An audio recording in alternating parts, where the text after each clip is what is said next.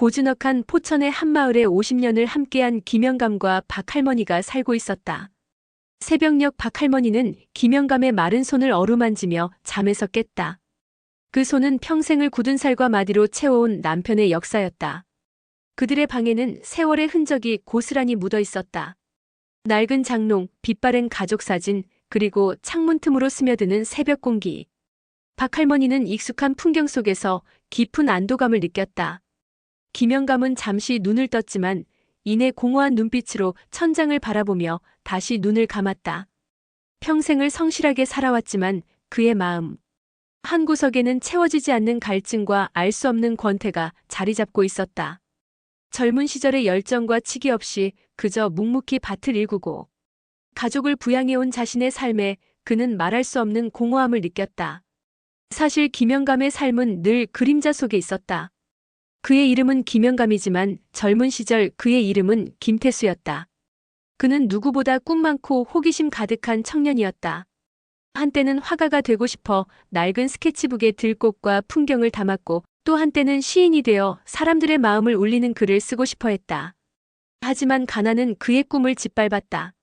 20살 그는 빚에 허덕이는 집안을 위해 붓을 내려놓고 삽을 들어야 했다. 밭을 일구는 것 외에는 다른 길이 없었다. 그는 묵묵히 밭을 갈았고 가족을 부양하는 책임감은 그의 꿈을 조금씩 갉아먹었다. 박할머니는 그저 순박한 농촌 처녀였고 그에게 기댈 수 있는 유일한 안식처였다. 그는 박할머니에게도 자신의 꿈에 대해 한 번도 말하지 않았다. 혹시라도 박할머니가 자신의 쓸데없는 생각을 비웃을까 두려웠기 때문이다. 그렇게 50년을 살았다. 밭일은 그의 전부가 되었고 김태수는 사라지고 김영감만이 남았다. 그는 평화롭지만 답답한 일상 속에서 매일 아침 뜨는 해를 보며 같은 일을 반복하고 밤에는 박할머니의 익숙한 등 뒤에서 잠들었다. 그 익숙함은 때로 안식이었지만 때로는 그를 옥죄는 족쇄처럼 느껴졌다.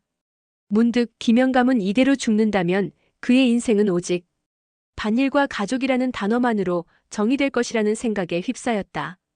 한 번도 자신을 위해 뜨겁게 살아본 적 없다는 뒤늦은 자각이었다. 어느 날 그는 오랜만에 장에 나섰다. 왁자지껄한 장터의 활기 속에서 그는 낯선 호기심에 이끌려 작은 다방문을 열었다. 어스름한 조명과 진한 커피향 그리고 담배 연기가 뒤섞인 그 공간은 그가 평생을 살아온 세상과는 전혀 다른 곳이었다. 그곳에서 미영이라는 여자가 그를 맞았다.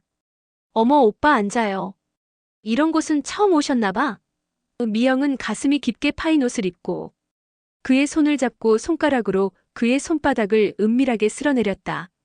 거칠고 투박한 그의 손바닥에 느껴지는 부드럽고 섬세한 촉감에 김영감은 온몸이 찌릿했다.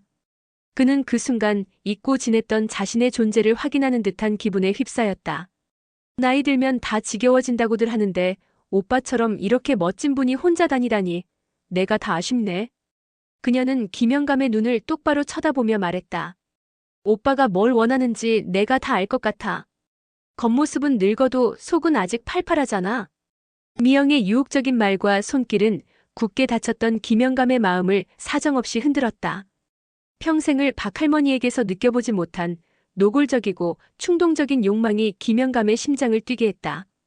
그는 잃어버린 젊음을 되찾는 듯한 착각에 빠졌다. 김영감의 외출이 잦아졌고 거짓말은 점점 더 교묘해졌다. 오랜만에 병원 가서 검진 좀 받고 올게. 동창회에서 같이 밥 먹기로 했어. 박할머니는 남편의 달라진 모습을 애써 외면하려 했다. 하지만 그의 옷에서 풍기는 낯선 향수 냄새, 평소에는 쓰지도 않던 고급 담배 냄새, 그리고 눈을 마주치지 못하는 불안한 시선이 그녀의 마음속에 불길한 의심을 키워갔다. 박할머니는 며칠을 잠 못 이루고 고민했다. 평생을 함께한 남편이 변했다는 사실을 인정하기 싫었다. 어느 날 그녀는 남편의 지갑에서 낯선 종이를 발견했다. 조그마한 쪽지에 적힌 미영 다방이라는 글씨, 그리고 낯선 주소. 박할머니는 숨이 멎는 것 같았다. 그녀는 남편의 거짓말을 더 이상 모른 척할 수 없었다.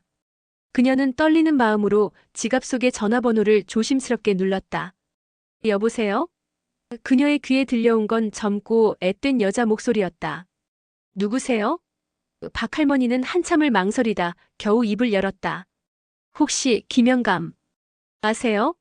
그 순간 전화기 너머로 싸늘한 웃음소리가 들려왔다. 아이고, 그 할아버지 마누라 되시는 분인가 보네. 아줌마 나이는 숫자에 불과하다고 누가 그래요? 당신이랑 그 할아버지는 이제 그만 숫자를 세야 할 때야. 미영은 조롱하듯 말했다. 그 할아버지, 나 없으면 못 살아요. 당신처럼 달고 다른 얼굴 말고 이런 신선한 얼굴 보려고 오는 거라고요. 박할머니는 숨 쉬는 것조차 힘들 만큼의 수치심과 분노를 느꼈다. 전화는 끊겼고 그녀의 손은 파르르 떨렸다. 그 후 김영감은 주말마다 서울에 아는 사람 만나러 간다며 집을 비웠다. 그는 미영에게 값비싼 옷과 핸드백을 사주고 작은 오피스텔을 얻어주며 그의 인생에서 잃어버렸던 판타지를 현실로 만들었다. 그가 오랫동안 쌓아온 농산물 판매 대금과 평생을 모아온 통장의 돈이 미영의 손으로 흘러들어갔다. 박할머니는 살림이 점차 쪼들리는 것을 느꼈다. 어느 날 쌀값이 부족해 은행에 들렀다가 충격적인 사실을 알게 되었다. 그녀의 이름으로 된 통장이 거의 바닥을 드러내고 있었던 것이다. 그녀의 손이 떨렸다. 평생을 함께한 남편의 손에서 이런 낯선 흔적을 발견했을 때 그녀는 온몸에 피가 식는 것 같았다. 며칠을 잠 못 이루고 고민하던 박할머니는 결국 직접 미영을 찾아가기로 결심했다. 떨리는 마음으로 들어선 다방. 미영은 손님을 기다리는 듯 거울을 보며 화장을 고치고 있었다. 박할머니의 초라한 행색을 본 미영은 피식 웃었다. 아줌마, 여긴 무슨 일로 오셨어요?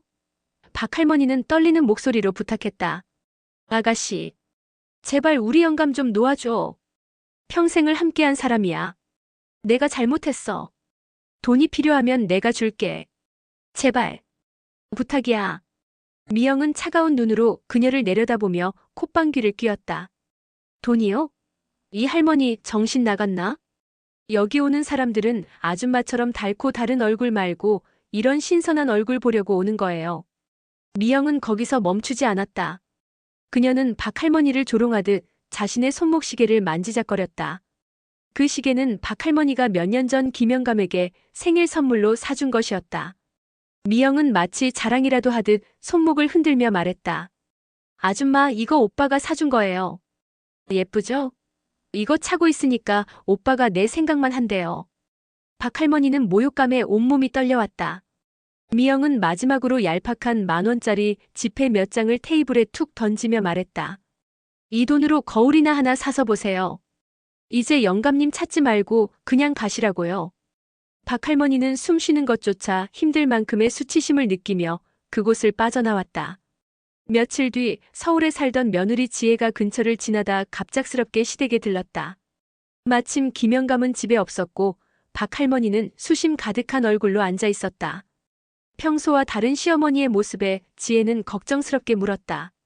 어머니, 무슨 일 있으세요? 아버님은 어디 가셨고요? 박할머니는 애써 웃으며 괜찮다고 둘러댔지만 지혜는 그녀의 불안한 눈빛과 마른 손을 놓지 않았다. 결국 박할머니는 눈물을 쏟아내며 모든 것을 털어놓았다. 이야기를 들은 지혜는 충격에 휩싸였다. 50년을 함께한 시부모님의 삶이 이렇게 무너져 내렸다는 사실을 믿을 수 없었다. 박할머니는 흐느끼며 간절히 부탁했다. 지혜야, 제발 민준이한테는 말하지 말아줘. 아범이 알면 집안이 풍비박산 날 거야. 지혜는 일단 시어머니의 부탁을 따르기로 하고 혼자 미영을 찾아갔다. 안녕하세요. 저는 김영감님 며느리입니다. 저희 어머니가 많이 힘들어하셔서. 지혜가 침착하게 말을 꺼냈지만 미영은 지혜를 위아래로 훑어보더니 비아냥거렸다. 어머, 며느리까지 오는 건 또 처음이네. 무슨 드라마 보는 것 같아요. 가족끼리 오빠 좀 놔두라고 하세요. 오빠가 알아서 잘할 텐데 무슨 상관이에요? 그 말이 통하지 않는다는 것을 깨달은 지혜는 발길을 돌렸다. 그리고 다음 날 시아버지 김영감을 찾아가 조심스럽게 이야기를 꺼냈지만 김영감은 네가 뭘 안다고 그러냐? 내가 알아서 할 일이다라며 외면했다. 그날 저녁 박할머니에게서 전화가 걸려왔다. 지혜야, 내 아버지가 술에 취해 내가 말한 것을 이야기하며 행패를 부린다. 나도 더 이상은 못 버티겠다. 더 이상 혼자 감당할 수 없게 된 지혜는 퇴근한 형사 남편 민준에게 모든 것을 털어놓았다. 민준은 아내의 이야기를 들으며 차가운 분노에 휩싸였다. 아빠가 그랬다고요? 그 다음 날 아침 민주는 어머니를 찾아가 모든 자초지종을 들었다. 형사로서의 직감과 아들로서의 분노가 교차했다. 그는 아버지를 미행하기 시작했다. 한참을 미행하던 그는 아버지와 미영이 만나는 음식점을 찾아냈다. 민주는 그들이 앉은 테이블 옆에 몰래 자리를 잡고 대화를 엿들었다. 김영감은 희죽거리며 우리 마누라가 벌써 며느리한테까지 말해서 골치가 아픈 애라고 했다. 미영은 김영감의 손을 잡으며 교태를 부렸다. 에이 오빠. 그 할머니는 오빠의 젊음을 이해 못하는 거야. 그냥 돈이나 좀 쥐어주고 오빠 하고 싶은 대로 살아요. 민준의 심장이 차갑게 얼어붙었다. 그는 아버지의 입에서 어머니를 그 할머니라 칭하는 것을 들으며 그들이 주고받는 저급하고 추잡한 농담들에 주먹을 꽉 쥐었다. 아들인 민주는 그 모든 더럽고 역겨운 대화를 숨죽여 듣고 있었다. 그날 저녁 민주는 아버지와 마주 앉아 무거운 이야기를 꺼냈다. 아버지, 그만하세요. 어머니가 얼마나 힘들어하시는지 아세요? 민준의 단호한 말에도 김영감은 눈 하나 깜짝하지 않았다. 너는 뭘 안다고 이래라 저래라 하는 거냐? 내가 알아서 할 일이다. 괜히 집안 망신시키지 말고 조용히 해라. 그 말을 듣고 민주는 더 이상 참을 수 없었다. 집안 망신이요? 아버지가 지금 하는 짓이 바로 집안 망신이에요. 50년 동안 함께한 어머니를 배신하고 젊은 여자한테 돈 다 퍼주면서. 이럴 거면 차라리 이혼하세요. 민준의 격앙된 목소리에 김영감은 주춤했지만 이내 다시 비웃으며 말했다. 이혼? 이혼하면 너희 어머니가 뭘 할 수 있는데? 평생 농사만 지은 촌사람이. 그리고 이 모든 게 너희 어머니 때문이야. 50년 동안 나한테 제대로 된 사랑 한 번 준 적 없었어. 그저 밥이나 차려주고 잠자리나 봐주는 게 다였지. 내가 왜 이런 대접을 받아야 하는 건데? 민주는 아버지의 망언에 분노로 몸이 떨렸다. 아버지, 대체 무슨 말씀을 하시는 거예요? 어머니가 평생을 어떻게 살아오셨는데, 아버지를 위해, 가정을 위해 평생을 바치셨는데, 이게 다 어머니 탓이라고요? 하지만 김영감은 더 이상 대화를 거부하며 자리를 박차고 나갔다. 아들과 며느리는 어머니를 위로하며 아버지와의 인연을 끊자고 말했다. 박할머니는 오랜 망설임 끝에 고개를 끄덕였다. 다음 날 민주는 아버지를 찾아가 그가 미영과 나눈 대화를 그대로 들려주며 인연을 끊자고 말했다. 그 말에 김영감은 오히려 속 시원하다는 듯 좋아했다. 그래, 끊자. 이제야 내가 진짜 인생을 살 수 있겠군. 너희 어머니한테도 그렇게 전해. 그 후 김영감은 미영이 사는 오피스텔로 찾아갔다. 그의 손에는 얼마 남지 않은 돈 봉투가 들려 있었다. 하지만 그를 맞은 것은 미영이 아니었다. 짧은 머리에 몸에 딱 붙는 셔츠를 입은 훤칠한 젊은 남자였다. 누구세요? 남자의 물음에 김영감은 꿀먹은 벙어리처럼 서 있었다. 그때 미영이 나타났다. 오빠 왜 왔어? 이분은 내 진짜 남자친구야. 미영은 김영감의 눈을 똑바로 쳐다보며 말했다. 젊은 남자는 비아냥거리듯 웃으며 김영감의 어깨를 밀쳤다. 아, 이분이 그 호구 영감탱이? 용돈 좀 줬다면서. 근데 이젠 좀 가주시죠. 우리가 지금 바쁘거든요. 미영은 김영감의 손에 들린 돈 봉투를 빼앗아 남자에게 던지며 말했다. 오빠 저런 푼돈 말고. 이분이 오빠한테 사준 시계, 그거 나한테 줬어. 김영감은 자신의 손목에서 사라진 시계를 떠올렸다. 박할머니가 생일 선물로 사준 것이었다. 미영은 그 시계를 젊은 남자의 손목에 직접 채워주며 키스를 퍼부었다. 김영감은 그 자리에서 온몸이 굳어버렸다. 평생을 바친 돈과 정이 이런 식으로 조롱당했다는 사실에 숨조차 쉴 수 없었다. 모든 것을 잃은 김영감은 점점 폐인이 되어갔다. 그는 밤마다 술에 절어 미영의 이름을 부르거나 50년 전 박할머니의 젊은 시절을 그리워하며 괴로워했다. 하지만 이미 늦었다는 것을 그는 누구보다 잘 알고 있었다. 김영감은 무작정 아들 집을 향해 걷고 있었다. 차갑게 식어버린 몸과 마음을 이끌고 걷던 그의 눈에 멀리서 환하게 웃으며 걸어오는 아들 내외와 손주 그리고 아내 박할머니의 모습이 들어왔다. 그들의 얼굴에는 그가 평생 바랐지만 스스로 버렸던 평화와 행복이 가득했다. 김영감은 자신도 모르게 그들 앞으로 달려가 무릎을 꿇고 눈물로 용서를 빌었다. 하지만 박할머니는 고요한 눈빛으로 그를 내려다보며 나지막이 말했다.